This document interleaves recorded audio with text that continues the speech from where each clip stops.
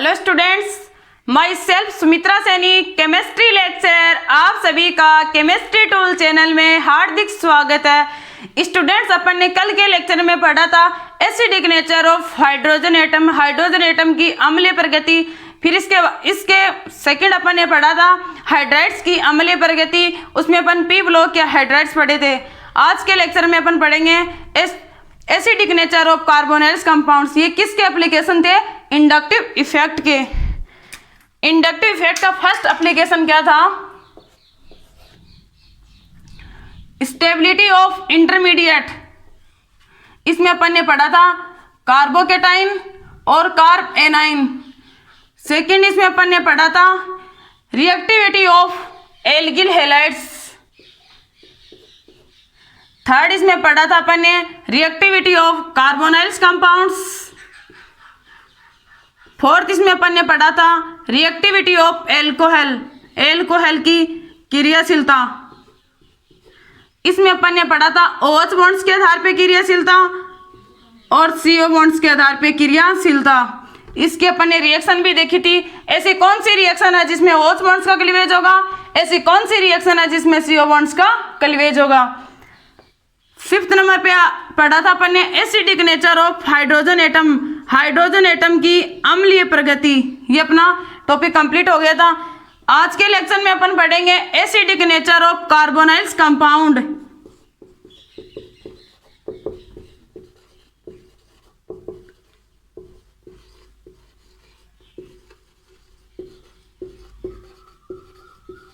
Acidic nature of carbonyls compounds, ये अपन आज के लेक्चर में पढ़ेंगे। सेवंथ नंबर पे अपना एप्लीकेशन था basic nature of carbonyls compounds. Basic nature of carbonyls compounds, ये अपना सेवंथ नंबर क्या था? एप्लीकेशन था।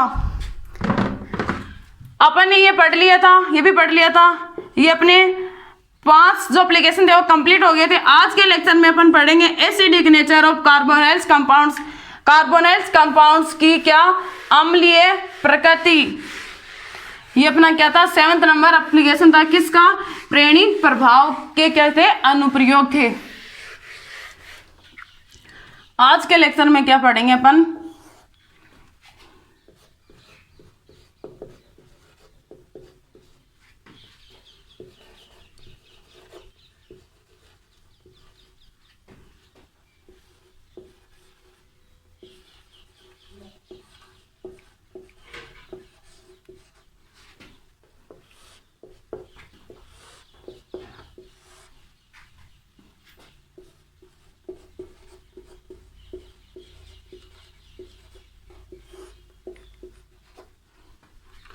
Acidic nature of carbonyls compounds, carbonyls compounds की अम्लीय प्रकृति।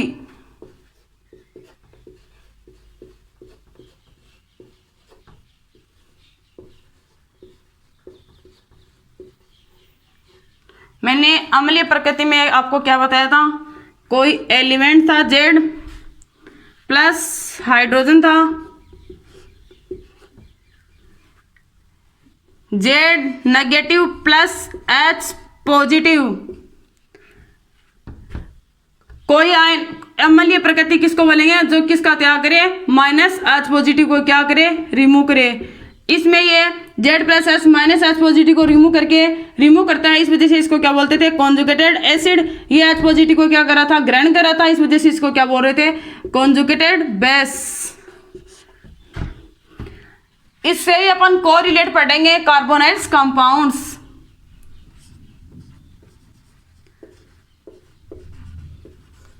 ये कार्बोनाइल्स कंपाउंड्स हैं। इस कार्बोनाइल्स कंपाउंड्स में मैं क्या कर दूं? माइनस H पॉजिटिव को क्या कर दूं? रिमूव कर दूं। कार्बोनाइल्स कंपाउंड्स में मैंने किसको रिमूव किया है? H पॉजिटिव को। तो कौन सी स्पीसी बनेगी? नेगेटिव चार्ज वाली। यहाँ पे भी कौन सी चार्ज वाली? नेगेटिव चार्ज वाली। तो यहाँ पे भी क्या बनेगी? Negative charge species.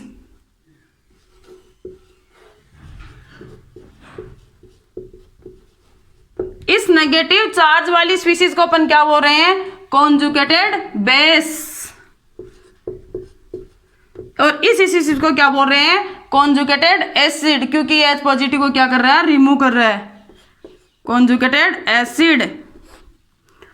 अब अम्लीय प्रकृति से कॉन्जुगेटेड बेस को अपन कैसे कोरिलेट करेंगे, जिस कंपाउंड्स की कॉन्जुगेटेड बेस की मान लो क्या हो, इसका स्थायित्व पे डिपेंड्स करेगी, अगर ये स्थायी है या नहीं।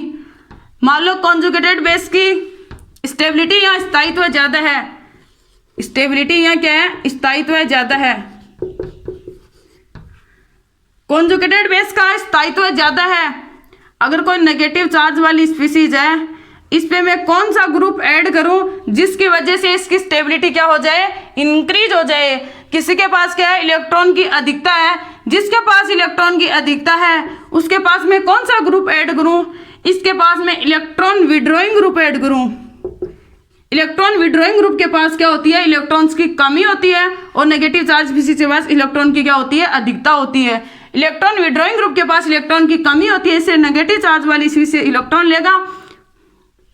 जितने ज़्यादा इलेक्ट्रॉन विड्रॉइंग ग्रुप ऐड करूंगी उसकी नेगेटिव चार्ज की स्टेबिलिटी उतनी क्या होगी, ज़्यादा होगी।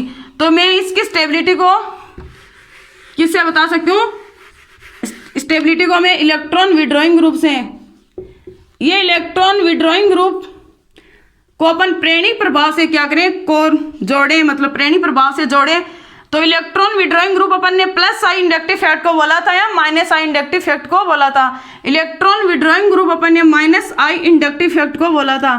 अगर ये इलेक्ट्रॉन विड्रॉइंग ग्रुप और माइनस आई प्रेरणिक प्रभाव होंगे तब क्या होगी, कॉन्जुगेटेड बेस की क्या होगी, स्टेबिलिटी इंक्रीज होगी। अगर कॉन्जुगेटेड बेस की स्टेबिलिटी ज्यादा है तो उसकी अम्लीय प्रकृति भी क्या है, ज्यादा है। उसकी अम्लीय प्रकृति क्या है, ज्यादा है। किसकी, कॉन्जुगेटेड एसिड की।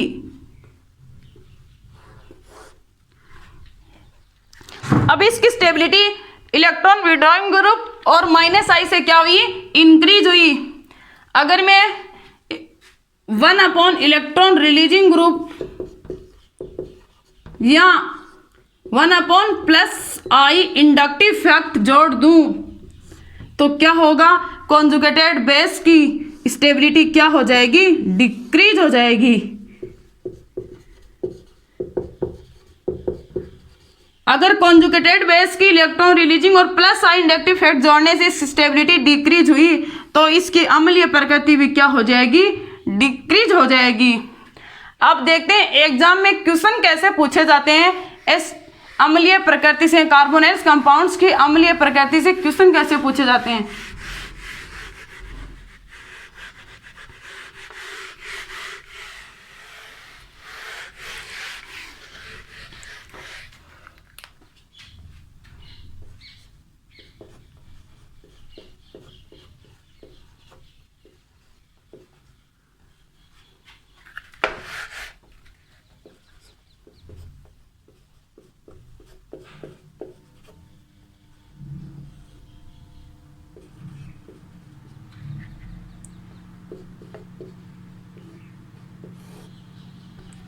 अम्लीय प्रकृति से क्वेश्चन कैसे पूछे जाते हैं, पूछा जाता है पीएच का ऑर्डर क्या है, पीएच का क्रम बताओ।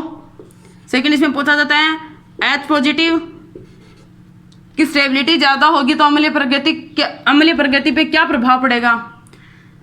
सेकंड इसमें क्वेश्चन पूछा, थर्ड नंबर पे क्वेश्चन पूछा जाता है के एसोसिएटेड कांस्टेंट, एसिड से लिया गया एसोसिएटेड कांस्टेंट। सेकंड इसमें पूछा जाता है के बी किसे लिया गया है, बेस से। ए किसे लिया गया था, एसिड से। Acid associated constant, base associated constant, वियोजन स्थिरांक कांस्टेंट बोलते हैं इसको। इसी से पूछा जाता है पीके का ऑर्डर क्या है और पीकेबी का ऑर्डर क्या है।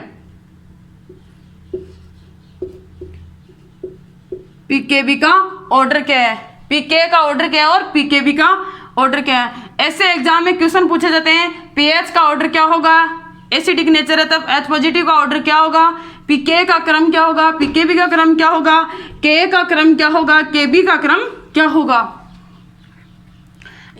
देखते हैं ये ऐसे डिफरेंट क्वेश्चन पूछे जाते हैं एग्जाम में। इससे अम्लीय प्रकृति पे क्या प्रभाव पड़ता है। अम्लीय प्रकृति, अगर ये पीके इंक्रीज होगा तो अम्लीय प्रकृति डिक्रीज होगी या इंक्रीज होगी, ये अपन देखेंगे अभी।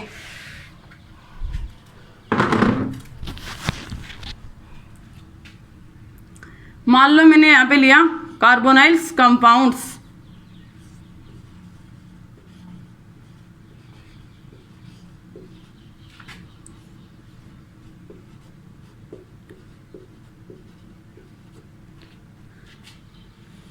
कार्बोनाइल्स कंपाउंड्स में मैंने माइनस एच पॉजिटिव को क्या किया, त्याग किया, मतलब माइनस एच पॉजिटिव को रिमूव किया। किसी भी कंपाउंड्स में अगर माइनस एच पॉजिटिव को रिमूव करते हैं तो उसकी क्या हो जाती है, कंसंट्रेशन क्या हो जाती है, इंक्रीज हो जाती है। किसकी, एच पॉजिटिव आयन की। इसमें एच पॉजिटिव आयन की क्या होगी, कंसंट्रेशन इंक्रीज होगी। अगर एच पॉजिटिव आयन की कंसंट्रेशन इंक्रीज हुई तो उसकी क्या हुई, स्टेबिलिटी भी इंक्रीज होगी, मतलब उसकी एसिडिक नेचर भी क्या होगी, इंक्रीज होगी। तो अपन यहाँ पे लिख लेते हैं एसिडिक नेचर समानुपाती किसके होती है, एच पॉजिटिव आयन के। आप देखते हैं अपन थर्ड नंबर अपना क्वेश्चन था, अगर पीएच का क्रम बताओ, एसिडिक नेचर अम्लीय प्रकृति पे पीएच का क्या प्रभाव पड़ता है। तो देखते हैं pH is equal to minus logarithm H positive, minus logarithm H positive. Minus logarithm H positive को क्या बोलते हैं, माइनस लोग एच पॉजिटिव की जो सांद्रता है उसको अपन क्या बोलते हैं, पीएच बोलते हैं। अगर एच पॉजिटिव की सांद्रता है, मतलब कंसंट्रेशन अगर ज़्यादा है, तो माइनस लोगरिथम की वजह से पीएच की क्या, एसिडिक नेचर भी क्या है, कम है। एच पॉजिटिव ज़्यादा है तो पीएच क्या है, कम है। तो यहाँ पे क्या लिखा जाएगा, इन्वर्सली प्रोपोर्शनल, मतलब व्यक्त कर्मानुपाती 1/pH।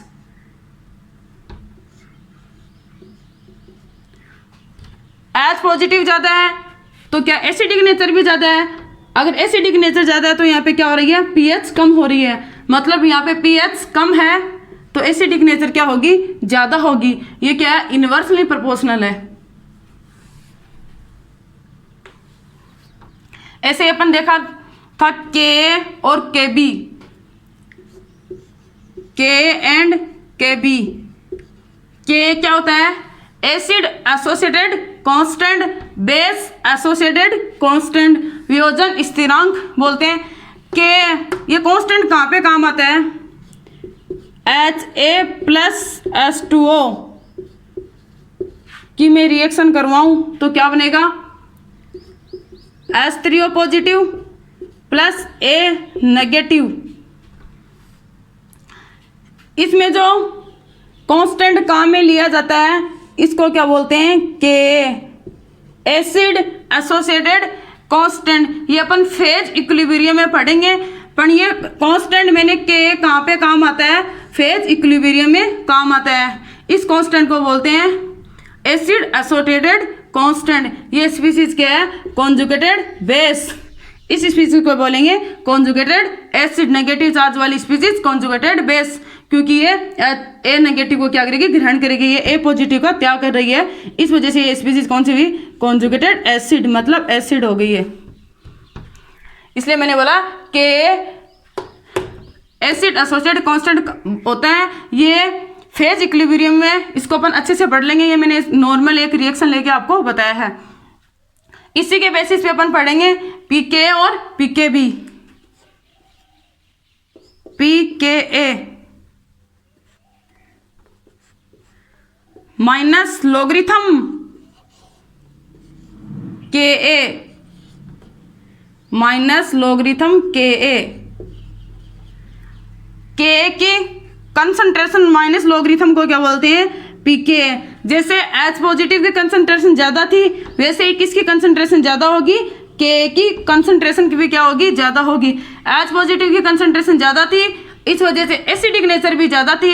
अगर के की कंसंट्रेशन ज़्यादा है, मतलब सांद्रता ज़्यादा है, तो एसिडिक नेचर भी क्या होगी, ज़्यादा होगी। तो ये H पॉजिटिव के क्या होगा, समानुपाती होगा। कौन, के, एसिड एसोसिएटेड कांस्टेंट। पीके क्या होगा, जैसे लोग H पॉजिटिव की कंसंट्रेशन ज़्यादा थी तब एसिडिक नेचर ज़्यादा थी, तो H पॉजिटिव की कंसंट्रेशन ज़्यादा थी तो माइनस लॉगरिथम की वजह से पीएच की कंसंट्रेशन क्या होगी, कम हो गई। वैसे ही के की कंसंट्रेशन ज़्यादा है, माइनस लॉगरिथम के को क्या बोलते हैं, पीके। अगर के की कंसंट्रेशन ज़्यादा है तो इसकी एसिडिक नेचर क्या है, कम है। तो ये क्या होगा, पीएच के जैसे क्या होगा, इन्वर्सली प्रोपोर्शनल, मतलब व्यक्त कर्मानुपाती होगा। किसके, एसिडिक नेचर के, पीके। ऐसे ही अपन लेते हैं, इससे क्या आया, पीके, इससे क्या आएगा, पीके भी।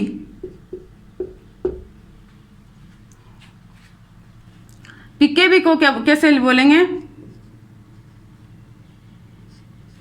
माइनस लॉगरिथम के की कंसंट्रेशन, तो यहां पे क्या आएगा, केबी की कंसंट्रेशन,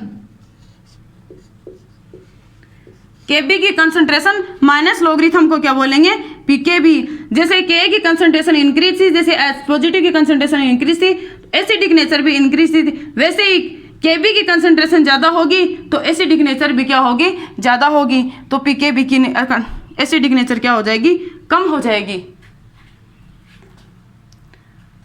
तो ये है एसिडिक नेचर के मतलब कौन कौन तो एसिडिक नेचर के समानुपाती है और कौन कौन एसिडिक नेचर के व्यक्त कर्मानुपाती है।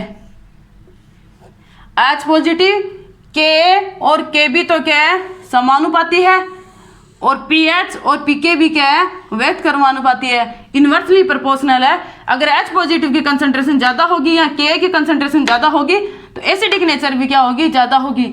अगर पीएच अगर कम होगा या पीके कम होगा तो एसिडिक नेचर क्या होगी, ज़्यादा होगी। ये क्या है, इन्वर्सली प्रोपोर्शनल है।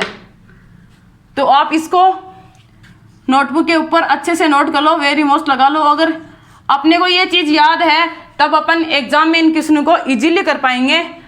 मतलब इस ट्रिक को अपन याद कर लेंगे ना, एसिडिक नेचर समानुपाती पीएच के, इन्वर्सली प्रोपोर्शनल 1/, पीएच के, समानुपाती के व्यक्त कर्मानुपाती किसके, 1/, पीके के। तब एग्जाम में अपन सारे क्वेश्चन इजी और हार्ड जितने भी क्वेश्चन आते हैं उनको अपन अच्छे से कर पाएंगे। अब अपन क्वेश्चन स्टार्ट करते हैं। अपन स्टार्टिंग में इजीली क्वेश्चन स्टार्ट करेंगे जिससे आपको अच्छे से समझ में आ जाएगा।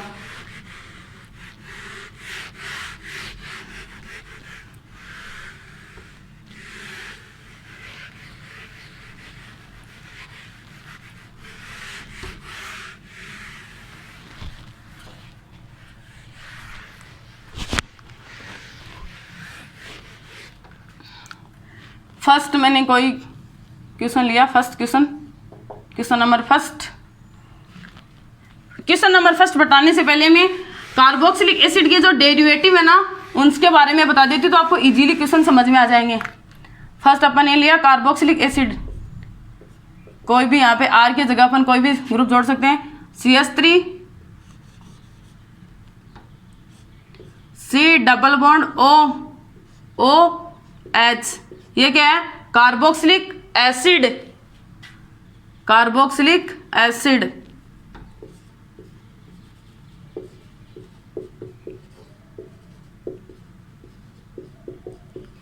इस कार्बोक्सिलिक एसिड में क्या कर दूं मैं, माइनस H पॉजिटिव को क्या कर दूं, रिमूव कर दूं।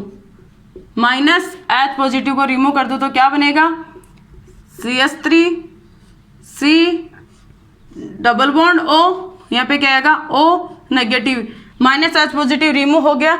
अगर कोई कंपाउंड माइनस H पॉजिटिव को रिमूव करता है तो वो क्या कहलाता है, कॉन्जुगेटेड एसिड। उससे बनने वाली जो नेगेटिव चार्ज वाली स्पीसीज है वो क्या कहलाती है, कॉन्जुगेटेड बेस।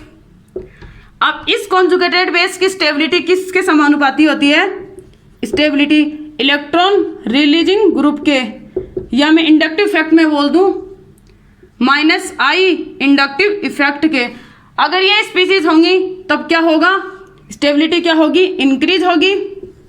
अगर इसकी जगह 1 अपॉन इलेक्ट्रॉन रिलीजिंग ग्रुप, या मैं बोल दूं 1 अपॉन प्लस आई, अगर ये दो ग्रुप ऐड होंगे, इलेक्ट्रॉन रिलीजिंग ग्रुप या प्लस आई वाले ग्रुप, तो इसकी स्टेबिलिटी क्या हो जाएगी, कम हो जाएगी। किसकी, कॉन्जुगेटेड बेस की। जैसे कॉन्जुगेटेड बेस की इलेक्ट्रॉन रिलीजिंग और माइनस आई से स्टेबिलिटी इंक्रीज होती है, वैसे इसकी अम्लीय प्रकृति भी क्या हो जाएगी, इंक्रीज हो जाएगी। इलेक्ट्रॉन रिलीजिंग और प्लस आई इफेक्ट वाले ग्रुप ऐड कर दूं तो इसकी अम्लीय प्रकृति भी क्या हो जाए, कॉन्जुगेटेड बेस की स्टेबिलिटी डिक्रीज है तो उस वजह से उसकी अम्लीय प्रकृति भी क्या हो जाएगी, डिक्रीज हो जाएगी।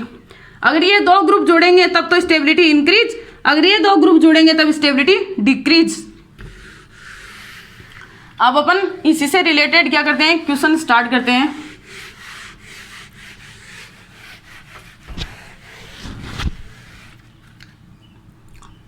क्वेश्चन नंबर फर्स्ट देखना,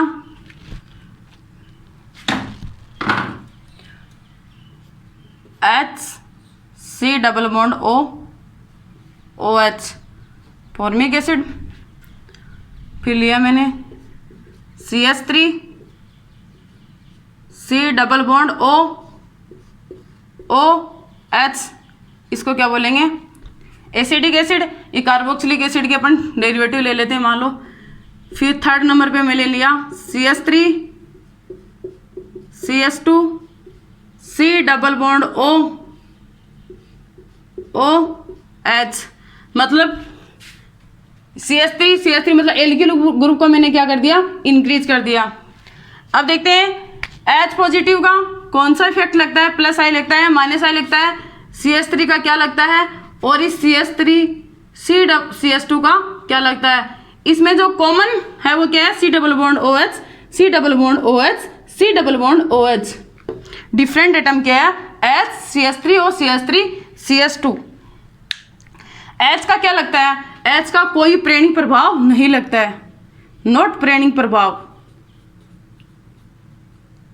इसका कोई प्रेरणिक प्रभाव नहीं लगता है। CH3 का हमेशा एल्किल ग्रुप का हमेशा मैंने प्लस आई का ऑर्डर बताया था, उसमें बताया था एल्किल ग्रुप का हमेशा क्या लगता है, प्लस आई इंडक्टिव इफेक्ट। इसमें एल्किल ग्रुप की संख्या है वो इंक्रीज होती जा रही है, तो इसमें प्लस आई सबसे ज्यादा है, इसमें प्लस आई इसकी कंपेयर कम है। तो लेफ्ट टू राइट जा रहे हैं, लेफ्ट टू राइट जा रहे हैं तो क्या हो रहा है, प्लस आई इंडक्टिव इफेक्ट इंक्रीज हो रहा है। मैंने स्टेबिलिटी में क्या बताया था, अगर electron releasing electron withdrawing group या क्या माइनस आई इंडक्टिव इफेक्ट वाले ग्रुप अगर ऐड होंगे, मतलब जुड़े होंगे किसी कंपाउंड्स में, तब क्या होगी, कॉन्जुगेटेड बेस की स्टेबिलिटी क्या होगी, इंक्रीज होगी। अगर इलेक्ट्रॉन रिलीजिंग ग्रुप, या मैं बोल दूं 1 अपॉन इलेक्ट्रॉन रिलीजिंग ग्रुप या प्लस आई इंडक्टिव इफेक्ट, अगर ये ग्रुप जुड़े हुए होते हैं तो क्या होगी, स्टेबिलिटी डिक्रीज होगी। तो इसमें कौन से ग्रुप जुड़े हुए हैं, प्लस आई इंडक्टिव इफेक्ट वाले ग्रुप जुड़े हुए हैं, तो इसकी वजह से इनकी स्टेबिलिटी डिक्रीज होगी।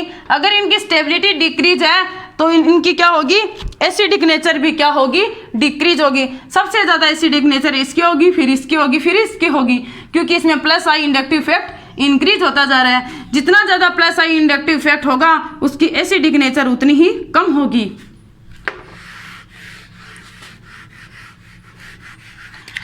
तो ये क्या है, कॉन्जुगेटेड एसिड, ये क्या है, कॉन्जुगेटेड एसिड, ये क्या है, कॉन्जुगेटेड एसिड। पहले अपन इसे कॉन्जुगेटेड क्या बना लें, बेस बना लें।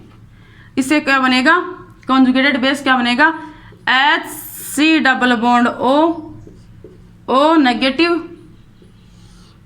इससे क्या बनेगा, CH3 C double bond O negative, इससे क्या बनेगा, CH3 CH2 C double bond O negative. ये क्या बन गए, माइनस H पॉजिटिव, यहाँ पे क्या हो गया, रिमूव हो गया। इसमें भी माइनस H पॉजिटिव क्या हो गया, रिमूव हो गया। ये क्या बन गया, conjugated base. Conjugated base, conjugated base, conjugated base की स्टेबिलिटी किससे होती है? या तो इलेक्ट्रॉन विड्रॉइंग ग्रुप से, या माइनस आई इंडक्टिव इफेक्ट से। यहाँ पे क्या लग रहा है? प्लस आई इंडक्टिव इफेक्ट। इसकी वजह से इसकी स्टेबिलिटी क्या हो जाएगी? डिक्रीज हो जाएगी। सबसे ज़्यादा प्लस आई इंडक्टिव इफेक्ट किस में है? CH3 CH2 में। फिर CH3 में इसमें कोई प्रेरणिक प्रभाव नहीं लग रहा है, इस वजह से इसका प्लस आई मतलब इसमें प्रेरणिक प्रभाव लग ही नहीं रहा है, तो इसकी स्टेबिलिटी भी क्या है? सबसे ज़्यादा है। जिसकी स्टेबिलिटी सबसे ज़्यादा होगी उसकी एसिडिक नेचर भी क्या होगी? सबसे ज़्यादा होगी। तो अपनी एसिडिक नेचर का जो ऑर्डर है वो क्या होगा? फर्स्ट का, फिर सेकंड का। तो एग्जाम में ऐसे पूछ लिए, इस क्वेश्चन में ऐसे पूछ लिए अम्लीय प्रकृति का ऑर्डर, या मैं ऐसे बोल दूं साथ साथ में सारी चीज़ों को ले लेते हैं अपन। एसिडिक नेचर का मान लो या अम्लीय प्रकृति का मान लो। अम्लीय प्रकृति का ऑर्डर मान लो, H पॉजिटिव का ऑर्डर मान लो, या समानुपाती के, इन सभी का ऑर्डर क्या है? सेम है। अगर एसिडिक नेचर ज़्यादा है तो H पॉजिटिव आयन की कंसंट्रेशन भी ज़्यादा है, या के की भी क्या है? कंसंट्रेशन क्या है? ज़्यादा है। तो एसिडिक नेचर का ऑर्डर क्या है? फर्स्ट, ये फर्स्ट, फिर सेकंड और फिर थर्ड, क्योंकि इसमें प्लस आई इंडक्टिविटी सबसे ज़्यादा है। जिसका प्लस आई इंडक्टिविटी ज़्यादा होगा उसकी एसिडिक नेचर क्या होगी? सबसे कम होगी। ऐसे अपन रिंग साइज वाले भी क्या लेते हैं? एग्जाम्पल लेते हैं कि उनमें भी एसिडिक नेचर अम्लीय प्रकृति कैसे शो हो रही है। क्वेश्चन नंबर सेकंड, इसमें भी क्या है? अम्लीय प्रकृति का ऑर्डर क्या होगा?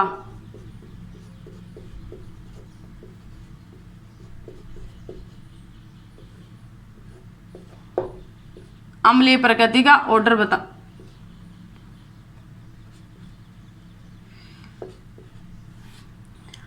इसमें ले लूँ मैं first,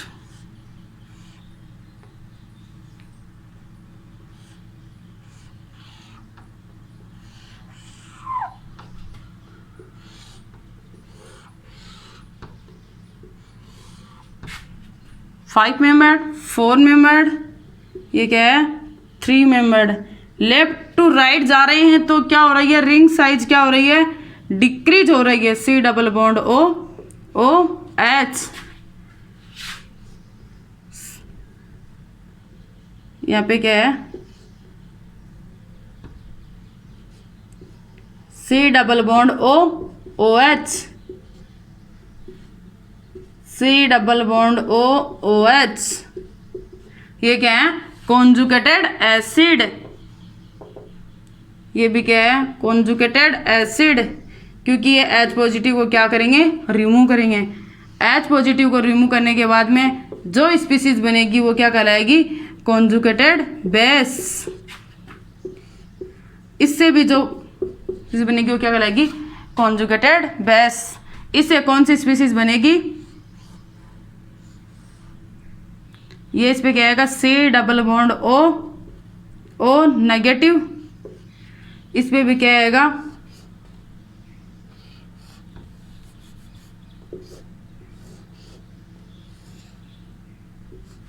C double bond O negative.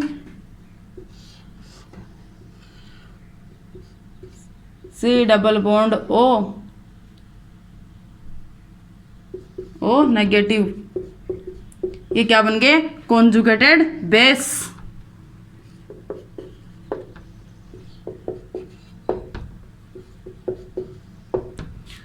H positive को रिमूव करने के बाद जो स्पीसीज बनेगी वो क्या कहलाता है? Conjugated base.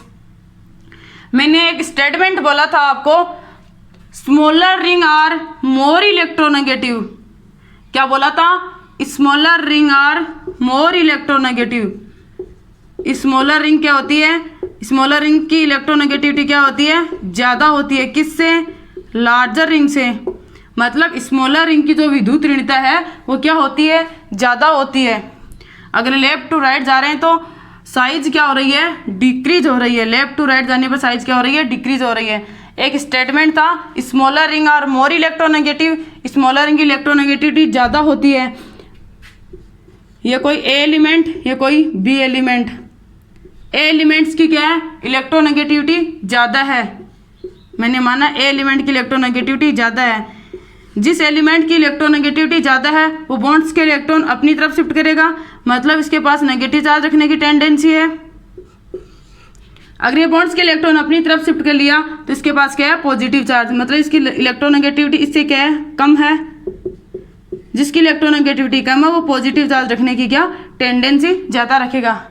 जिसकी इलेक्ट्रोनेगेटिविटी ज़्यादा वो नेगेटिव चार्ज रखने की टेंडेंसी ज़्यादा रखेगा। स्मॉलर रिंग मतलब थर्ड मेंबर रिंग की इलेक्ट्रोनेगेटिविटी ज़्यादा है किससे, 5 मेंबर रिंग से। स्मॉल 3 मेंबर रिंग की इलेक्ट्रोनेगेटिविटी ज़्यादा, इसके पास पहले से इलेक्ट्रॉन मतलब माइनस चार्ज पहले से ही है, और 3 मेंबर रिंग्स की इलेक्ट्रोनेगेटिविटी ज़्यादा है, उसके पास नेगेटिव चार्ज रखने की टेंडेंसी ज़्यादा है। इसके पास पहले से ही नेगेटिव चार्ज है, इसकी स्टेबिलिटी क्या होगी, ज़्यादा होगी compare to 5 member ring. 5 member ring की इलेक्ट्रोनेगेटिविटी कम होती है, जिसकी वजह से पॉजिटिव चार्ज रखने की टेंडेंसी ज़्यादा रखेगा। इसके पास नेगेटिव चार्ज है, इसके नेगेटिव चार्ज को क्या करेगा, कम करेगा, तो इसकी स्टेबिलिटी क्या हो जाएगी, कम हो जाएगी। तो 3 मेंबर रिंग की स्टेबिलिटी ज़्यादा होगी। जिसकी स्टेबिलिटी ज़्यादा है उसकी एसिडिक नेचर भी क्या होगी, ज़्यादा होगी। तो लेफ्ट टू राइट जाने पर रिंग का जो आकार है मतलब साइज है वो क्या हो रही है, कम हो रही है, और उसकी क्या हो रही है, इलेक्ट्रोनेगेटिविटी क्या हो रही है, इंक्रीज हो रही है। मैं ऐसे बोल दूं, अगर लेफ्ट टू राइट जा रहे हैं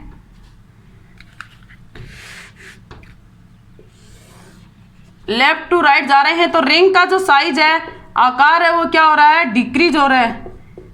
रिंग साइज डिक्रीज, अगर रिंग का साइज है वो कम हो रहा है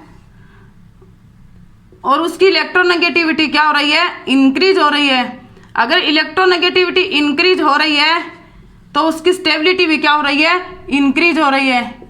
अगर जिसकी स्टेबिलिटी ज़्यादा है तो उसकी क्या एसिडिक नेचर भी क्या है, ज़्यादा है।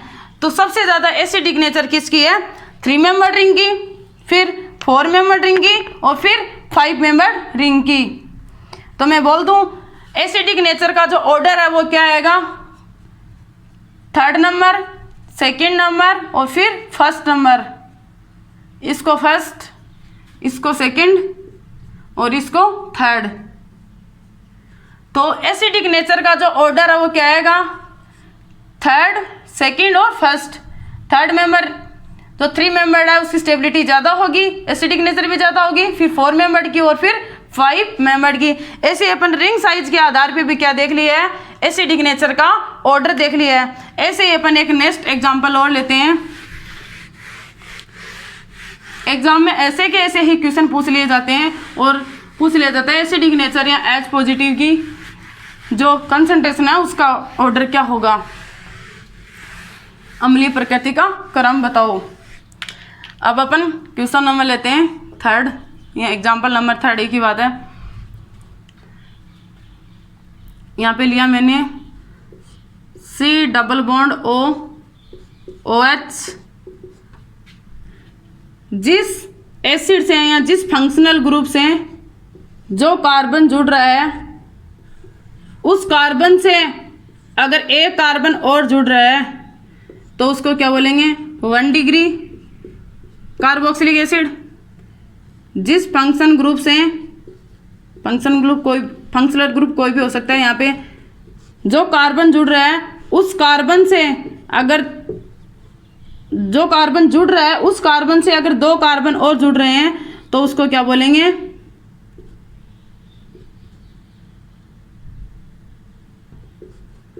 Two degree carboxylic acid. ऐसे ही इसमें जिस फंक्शनल ग्रुप से जो कार्बन जुड़ रहा है, कार्बोक्सिलिक एसिड से जो कार्बन जुड़ रहा है उस कार्बन से अन्य अगर 3 कार्बन और जुड़ रहे हैं तो उसे क्या बोलेंगे, 3 डिग्री कार्बोक्सिलिक एसिड। तो यहाँ पे 1 डिग्री, 2 डिग्री, यहाँ पे 3 डिग्री कार्बोक्सिलिक एसिड। CH3 का क्या लगता है, हमेशा ही CH3 का हमेशा ही +I इंडक्टिव इफेक्ट लगता है। तो बॉन्ड्स के इलेक्ट्रॉन किस किस तरफ होंगे, ये कौन सी साइड है, इसमें इलेक्ट्रोफिलिक साइड है इसमें। तो बॉन्ड्स के इलेक्ट्रॉन किस की तरफ शिफ्ट होंगे, इस डबल बॉन्ड और साइड्स की तरफ शिफ्ट होंगे। इसे इस CH3 में भी क्या लगता है प्लस आई, इसमें एक प्लस आई इंडक्टिव इफेक्ट लग रहा है, इसमें दो प्लस आई इंडक्टिव इफेक्ट लग रहे हैं, इसलिए बॉन्ड्स के इलेक्ट्रॉन भी इस इलेक्ट्रोफिलिक साइड्स की तरफ होंगे। इसमें तीन प्लस आई इंडक्टिव इफेक्ट लग रहे हैं। CH3 का एल्किल ग्रुप का हमेशा ही क्या लगता है प्लस आई इंडक्टिव इफेक्ट लगता है।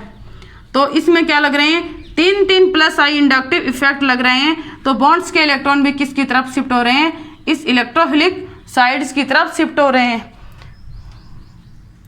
जैसे जैसे प्लस आई इंडक्टिव इफेक्ट की संख्या अप टू डाउन आ रहे हैं तब क्या हो रही है प्लस आई इंडक्टिव इफेक्ट की संख्या क्या हो रही है इंक्रीज हो रही है। जैसे जैसे प्लस आई इंडक्टिव इफेक्ट की संख्या इंक्रीज होगी, मैंने इसकी कॉन्जुगेटेड बेस की स्टेबिलिटी को किससे बताया था, कॉन्जुगेटेड बेस की स्टेबिलिटी किससे बढ़ेगी, मतलब इलेक्ट्रॉन विड्रॉइंग ग्रुप, या मैं बोल दूं minus I inductive effect, electron withdrawing group या माइनस आई इंडक्टिव इफेक्ट वाले ग्रुप होंगे तब कॉन्जुगेटेड बेस की स्टेबिलिटी इंक्रीज होगी, तो उसकी अम्लीय प्रकृति भी इंक्रीज होगी।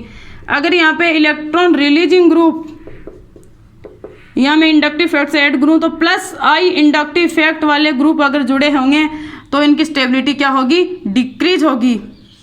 अगर यह ग्रुप इन ग्रुप की संख्या अगर ज़्यादा है तो उसकी एसिडिक नेचर कम होगी, एसिडिक नेचर कम होगी तो इसकी स्टेबिलिटी भी क्या हो जाएगी कम हो जाएगी। तो plus I up to down आ रहे हैं तो प्लस आई इंडक्टिव इफेक्ट की संख्या क्या हो रही है इंक्रीज हो रही है। यहाँ पे तीन प्लस आई वाले ग्रुप जुड़े हुए हैं, यहाँ पे दो प्लस आई वाले ग्रुप जुड़े हुए हैं, यहाँ पे एक प्लस आई वाला ग्रुप जुड़ा हुआ है। इसलिए अप टू डाउन ऊपर से अगर नीचे आ रहे हैं तो प्लस आई इंडक्टिव इफेक्ट की संख्या बढ़ रही है, उस वजह से इसकी स्टेबिलिटी कम हो रही है, तो इस वजह से इसकी एसिडिक नेचर भी क्या हो रही है कम हो रही है। तो सबसे ज़्यादा एसिडिक नेचर किसकी होगी, फर्स्ट की होगी, फिर किसकी होगी सेकेंड की होगी और फिर थर्ड की होगी। ये अपन किसका ऑर्डर देखा है अम्लीय प्रकृति का, एसिडिक नेचर का, अम्लीय प्रकृति का ऑर्डर ये होगा, क्योंकि इसमें एक प्लस आई इंडक्टिव लग रहा है, इसमें दो लग रहे हैं, इसमें तीन लग रहे हैं। तीन की वजह से इसकी स्टेबिलिटी क्या हो रही है, प्लस आई की संख्या जैसे जैसे इंक्रीज हो रही है तो उसकी स्टेबिलिटी क्या हो रही है डिक्रीज हो रही है। स्टेबिलिटी डिक्रीज हो रही है तो एसिडिक नेचर भी क्या होगी डिक्रीज होगी। ये अपन इजी से क्या लिए थे एग्जाम्पल लिए थे, अपन इजी से हार्ड की तरफ भी चलेंगे।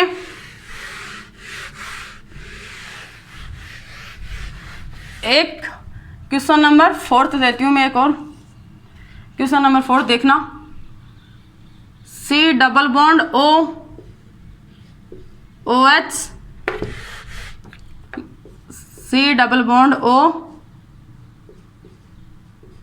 ओ एच, यहाँ पे CH2, इसे मैं क्या जोड़ दूँ एक क्लोरीन, CH2 CH, इससे मैं कितने क्लोरीन जोड़ दूँ 2 क्लोरीन जोड़ दूँ। सी डबल बॉन्ड OH, यहाँ पे मैं क्लोरीन की संख्या इंक्रीज कर दूँ और भी,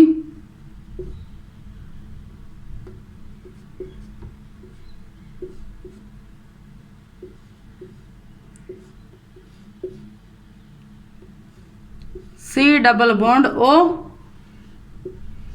OH अगर लेफ्ट टू राइट जा रहे हैं तो क्या हो रहा है, लेफ्ट टू राइट जा रहे हैं तो क्लोरीन की संख्या क्या हो रही है इंक्रीज हो रही है। क्लोरीन का क्या कौन सा इफेक्ट लगता है माइनस आई इंडक्टिव इफेक्ट। मैंने माइनस आई इंडक्टिव इफेक्ट के ऑर्डर में बताया था fluorine, chlorine, bromine, iodine, C double bond OH carbonyls compounds, इनका क्या लगता है माइनस आई इंडक्टिव इफेक्ट। अगर यहाँ पे कितने हैं क्लोरीन है, एक क्लोरीन, यहाँ पे 2 क्लोरीन, यहाँ पे 3 क्लोरीन, मतलब माइनस आई इंडक्टिव इफेक्ट की संख्या क्या हो रही है इंक्रीज हो रही है। यहाँ पे एक माइनस आई इंडक्टिव इफेक्ट, यहाँ पे दो माइनस आई इंडक्टिव इफेक्ट, और यहाँ पे माइनस आई इंडक्टिव इफेक्ट की संख्या क्या हो रही है इंक्रीज हो रही है। ये क्या कॉन्जुगेटेड एसिड, इसे मैं H पॉजिटिव को रिमूव कर दूंगी तो क्या बनेगा कॉन्जुगेटेड बेस बनेगा। कॉन्जुगेटेड बेस की स्टेबिलिटी किससे इंक्रीज होगी है, या तो इलेक्ट्रॉन विड्रॉइंग ग्रुप से या माइनस आई इंडक्टिव इफेक्ट से। अगर माइनस आई इंडक्टिव की संख्या जितनी ज़्यादा होगी एसिडिक नेचर उतनी ज़्यादा होगी, और उसकी अम्लीय एसिडिक नेचर भी ज़्यादा होगी, उस कॉन्जुगेटेड बेस का स्थायित्व भी उतना ही ज़्यादा होगा, मतलब उसकी स्टेबिलिटी भी उतनी ही ज़्यादा होगी। तो लेफ्ट टू राइट जा रहे हैं तो माइनस आई इंडक्टिव फैट की संख्या क्या हो रही है, इंक्रीज हो रही है। इस वजह से क्या हो रही है, स्टेबिलिटी भी क्या हो रही है, इंक्रीज हो रही है। तो इस वजह से एसिडिक नेचर भी क्या हो रही है, माइनस आई इफेक्ट क्या हो रही है, इंक्रीज हो रहा है। तो एसिडिक नेचर है वो भी क्या हो रही है, इंक्रीज हो रही है। एसिडिक नेचर की लेफ्ट टू राइट जाए तो सबसे ज़्यादा एसिडिक नेचर किसकी होगी, सबसे ज़्यादा एसिडिक नेचर है वो थर्ड वाले की होगी, फिर सेकंड वाले की और फिर फर्स्ट वाले की। ये क्या देखा अपन, एसिडिक नेचर का ऑर्डर देखा है। ये अपन क्या अपना फोर्थ नंबर जो क्वेश्चन नंबर 4 था वो कंप्लीट हो गया है। ये अपने इजी से क्वेश्चन थे, अपन इजी से हार्ड क्वेश्चन की तरफ चलेंगे। एग्जाम में ऐसे ही बहुत टफ से क्वेश्चन पूछे जाते हैं। अगर ये इजी वाले क्वेश्चन आपको समझ में आ गए हैं तो टफ वाले क्वेश्चन भी आपको इजीली समझ में आ जाएंगे। आप इन क्वेश्चनों को लिख लिख के याद करना, आपको समझ में नहीं आए तो मेरे को फिर से पूछ लेना। जब तक आप इनको लिख लिख के याद नहीं करोगे तब तक कुछ समझ में नहीं आएगा। आज की क्लास के लिए इतना ही। चैनल को लाइक एंड सब्सक्राइब जरूर करें। थैंक्स।